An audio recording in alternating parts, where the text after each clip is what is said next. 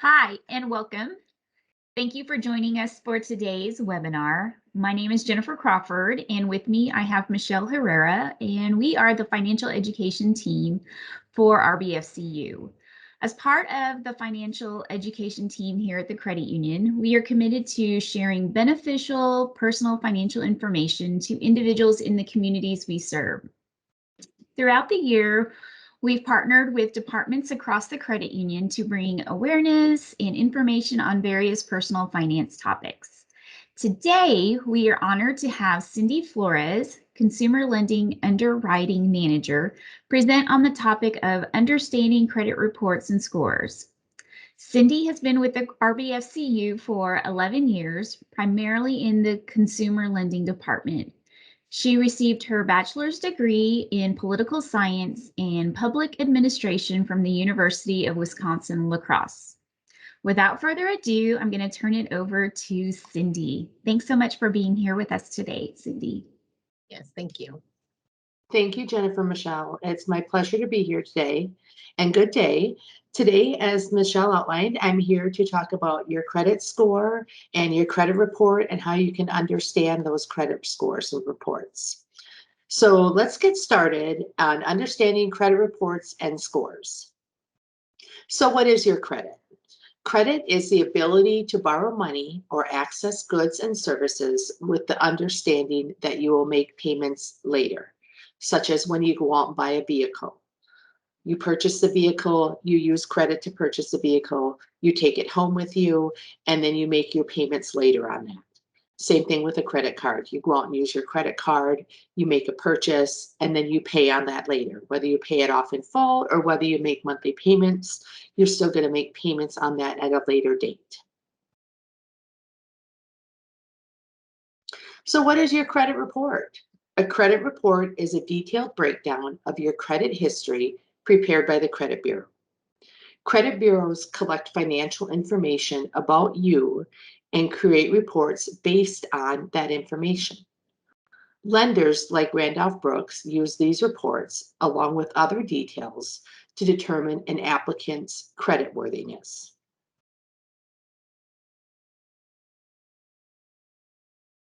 When is credit needed? So there's some obvious times when credit is needed, like when you make a purchase. When you buy a vehicle, you purchase a home, you purchase consumer goods like furniture, things like that. That's an obvious reason when you need credit to make a purchase. Some less obvious reasons are services, such as when you rent a house or an apartment, when you sign up for your utilities, such as your electric or your gas, when you purchase a cell phone, and when you buy insurance like car insurance or homeowners insurance. Every time you submit a request for some of those services, they're going to pull your credit to determine, they could be determining the rate, they could be determining the package that you receive, but they are going to pull your credit and see how you make payments on your credit. Also, employment, it can be conditional on credit history. If you apply for a job, say with Randolph Brooks or any other financial institution, they are going to pull your credit to see how you manage your credit and make your payments. So what information is on my credit report? There's a lot of information on your credit report. There's personal information like your name, your social security number, your date of birth, maybe who your employer is. There's also, it includes your credit accounts, such as the type of account, such as a credit card, a mortgage, an automobile, the date that you opened those accounts, the credit limit or the loan amount, the account balance, the payment history, the minimum payment due. There's also public records on your credit report, such as credit inquiries. It's going to have a list of everyone that you authorized to pull your credit within the last 2 years. It's also going to have public records and collections information, such as bankruptcies. It will list bankruptcies on your credit. If there is a chance that you had a bankruptcy, a Chapter 7 bankruptcy would remain on your credit for 10 years from the filing date, and a Chapter 13 would remain on your credit for 7 years from the filing date. It will also list any collection accounts that you have, whether they be medical, educational, anything that went into a collection status, it will list on your credit report. And although your credit report contains a large amount of information, there is some information that is not on your credit report, such as your race and ethnicity, your occupation, or your employment history. It might list your employer. For example, if my credit is pulled, it will say that I work for Randolph Brooks Federal Credit Union. It does not list my application, or I'm sorry, my occupation, or how long I have worked for Randolph Brooks. It's not going to list your salary or your assets. It's also not going to list your marital status, your religion, your nationality, or your gender. So although it does contain a lot of information on there, there is some information that it does not disclose. So let's talk about your credit score. What is a credit score? A credit score is a number between 300 and 850 that depicts your credit worthiness, how you pay your bills, how you manage your credit. The higher the score, the better the borrower looks to potential lenders. A credit score is based on your credit history, repayment history, your number of open accounts, your total levels of debt, along with some other factors. And we're going to talk about how your credit score is calculated also within the next couple slides. So credit scores and ranges. Like I said, it ranges from 300 is the lowest credit score up to 850. And here's a breakdown of how those credit scores are rated when you fall into a category. 300 to 549 is considered very poor credit. To get in that score range, you really have to work hard at not paying your bills, at opening accounts and not paying your bills. So between the 300 and 549 range, it's really difficult to get down into that range. We have the poor credit from 550 to 649. With that credit, you're looking at, you've had some credit challenges. You've opened up some credit. Possibly you've paid some of your accounts as agreed. More than likely, you've had more accounts that were not paid as agreed. We get into the fair range of 650 to 699. This is, again, where you are moving up the credit score range. So in the fair range, you're paying more of your bills, and you might have just a few, some derogatory information on your credit. Maybe you had a bankruptcy that you're waiting to filter off on your credit. Maybe you've had some medical collections or some collections on some other debts that you've had. So you're paying your bills, you're working on getting your credit and repairing your credit. Then we have the good range from 700 to 749. Typically, if you fall within this range, you have no derogatory credit on your report, or any derogatory credit is quite dated on your report. And then we're into the excellent range. So like the very poor range, the excellent range, you have to work really hard to keep your credit within that range. 750 to 850, you have had no derogatory credit since you've opened up any credit.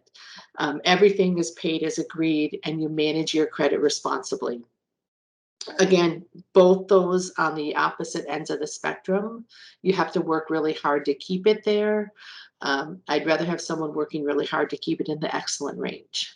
So those are the ranges and the categories, and we're going to dive into the credit score a little bit more here over the next couple slides. So how is your credit score calculated? We have the different pie charts here. So there's 3 categories that make up the biggest calculation of your credit score. So this largest one here, the recent credit, that makes up 30% of your score. So how recent and how many new hard inquiries and accounts are there on your credit? Next, we have payment history, which makes up 28% of your score. It's real basic. How timely and consistent are your payments? Are you making your payments on time? Credit utilization is 23%, and that is looking at how much debt to credit ratios and how much credit is available. And I'll go into credit utilization a little bit more also. And then we have about 19% for the last three categories. Credit balances makes up 9%. And that is really looking at what your total debt is.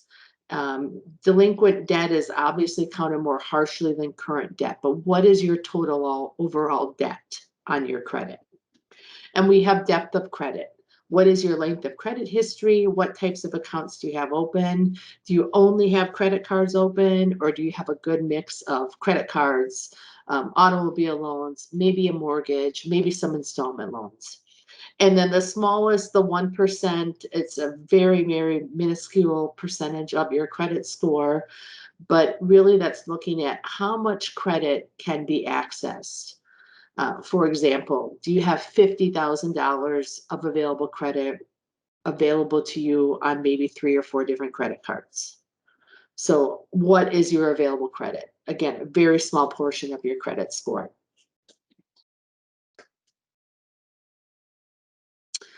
So kind of like what I just did breakdown with the recent credit, looking at the new accounts and hard inquiries. I know we talked about credit utilization, and that is going to be this 23%. So that is the amount of credit that's available to you. And really it's looking at revolving and open lines of credit. So if you have 5 credit cards, do you have all 5 credit cards maxed out and you don't have anything available on there? Or are you using your credit in moderation and you have available limits that you could use if you needed to in an emergency? We really like to recommend that you have between 70 and 80% utilization, which means to have between 20 and 30% of your credit limits available to you. So if you have one card with a $10,000 limit, you should make sure that between 20 to 30% of that limit is always available to you. If you have 5 cards with a combined limits of $10,000, again, make sure between 20 to 30% of those limits are available to you. That's going to be where that's looking at that 23% of your credit utilization.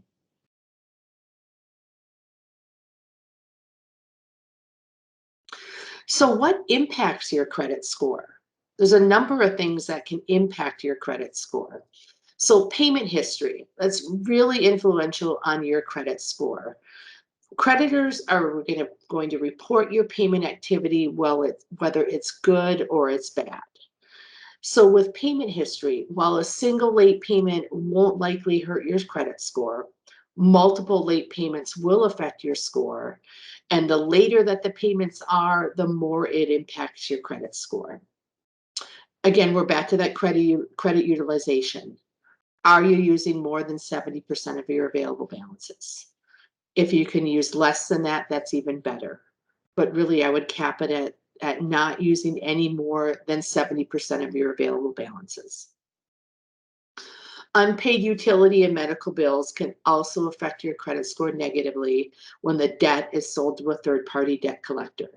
So we all know that, I don't get credit for paying my CPS bill every month, or when I get a bill in the mail for going to the doctor, I don't get credit for paying that bill because those are not reported. But if those do go delinquent and they're sent to a third-party debt collector, then they are going on your credit report, and they are going on your credit report under derogatory information because they were sent to a debt collector. Another thing is unpaid child support. You don't get credit for making your child support payments every month, but once they go delinquent and it's reported to a debt collector as a collection item, that is put on your credit report, and that will be derogatory information on your credit report. So those are some good things to keep in mind when you're trying to maintain your credit and trying to make sure that you have the best credit score you can have.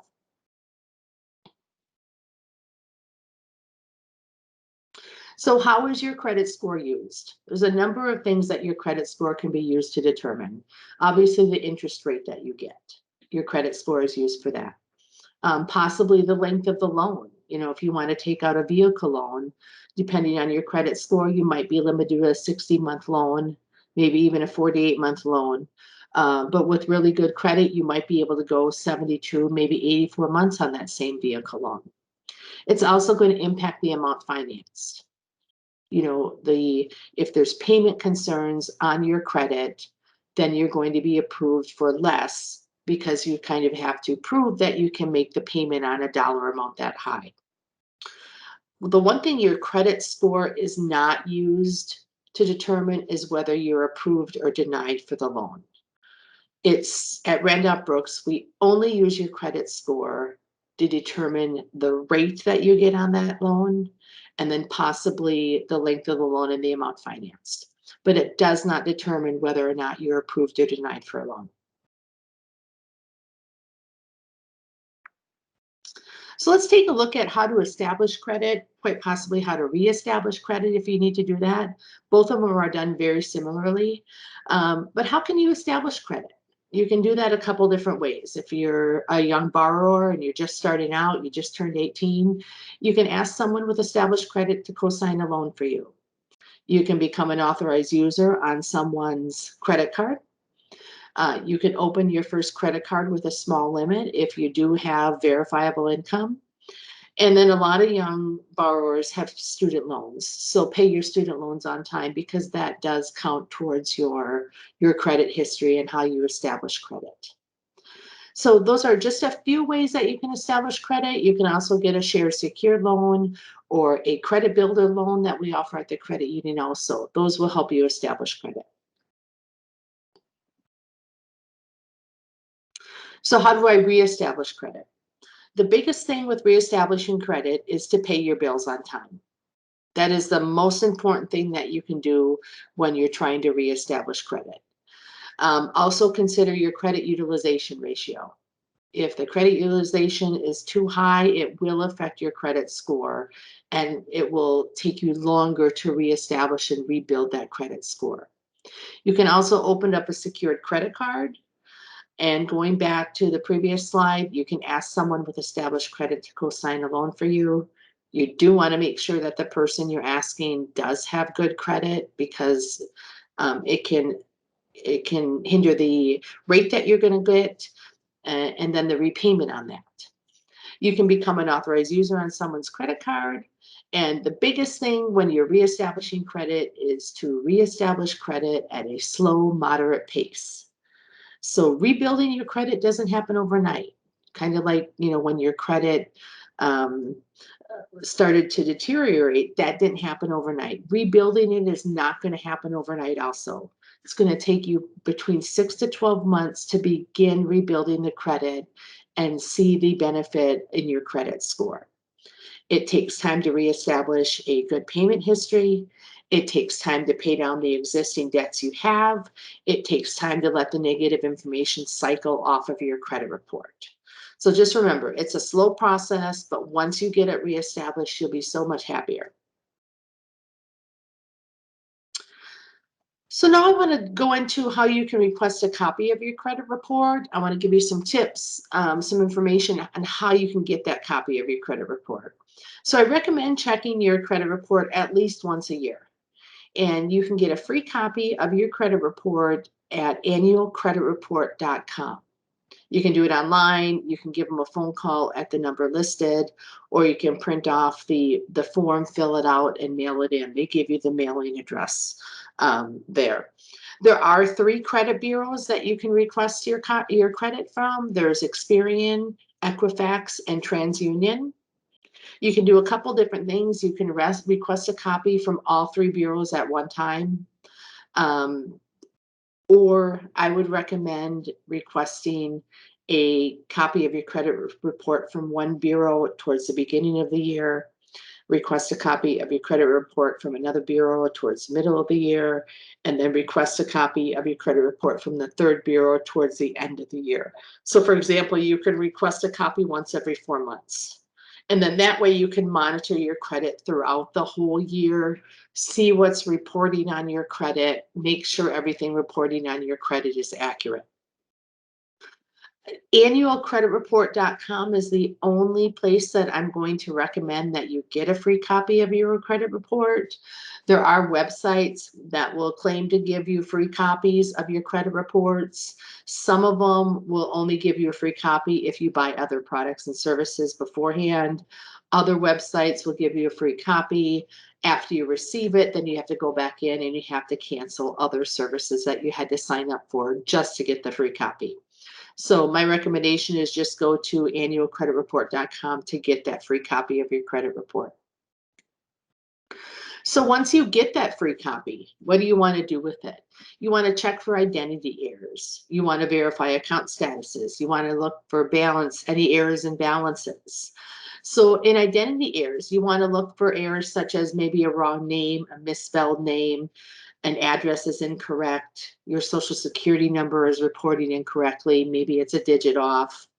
You also want to check for account statuses. Are closed accounts reporting as opened, or are current accounts reporting as late or delinquent? You also want to make sure that those balances and credit limits are correct. You know, if there's a lender out there that has a credit limit on your credit card for $20,000 and you thought you only had a $5,000 limit, that's something I would want to look into and find out why that's different. If you do find errors, what you're going to do is you're going to contact the credit reporting company who sent you the report, such as TransUnion, Equifax, or Experian. And then you're also going to contact the creditor or company that provided the information. And at the bottom of the credit report, it's going to include directions about how to dispute inaccurate information on your credit report. A couple other things before I close here. There are services that you can use to monitor your credit. The credit union offers something called MemberSafe. It costs $5.95 a month. I have signed up for MemberSafe. I use it. It will tell me when my credit is pulled, when there's been a change in my credit. You can also sign up for other alerts, so that's something you can do. I know Credit Karma is out there. You can also use them to monitor your credit if you're concerned about people pulling your credit report. And the biggest thing to remember with credit is that it's a privilege that you have to earn. Your goal is to establish such strong credit that you can qualify for the loan you request and receive the lowest rate possible. I hope you enjoyed this presentation today. I am going to give you some information. This is my name and my email address. Feel free to email me any questions. Let me know that you viewed the presentation. If you have any questions or concerns, or you want some more information, feel free to send me an email. There's also a number on the bottom for any general consumer lending questions that you might have. You can contact Randolph Brooks at 1-800-580-3300. You're going to press option 3 and then press option 2. Again, thank you for participating in the presentation. And here is also some more information for the Financial Education Department. Wonderful. Thank you so much for sharing such valuable information about credit reports and scores today, Cindy. We greatly appreciate you sharing your knowledge and time with us today. Thank you. Yes, thank you, Cindy. I guess we are done with this webinar. So thank you so much for being with us today. And if you have any additional questions, feel free to reach out to us or to Cindy, and we will do our best to get you any answers that you might have or that you might need. One other thing we want to mention, please visit our website for additional live webinars and also other recordings that we have posted on there. Thanks again for being with us today, and y'all have a great day.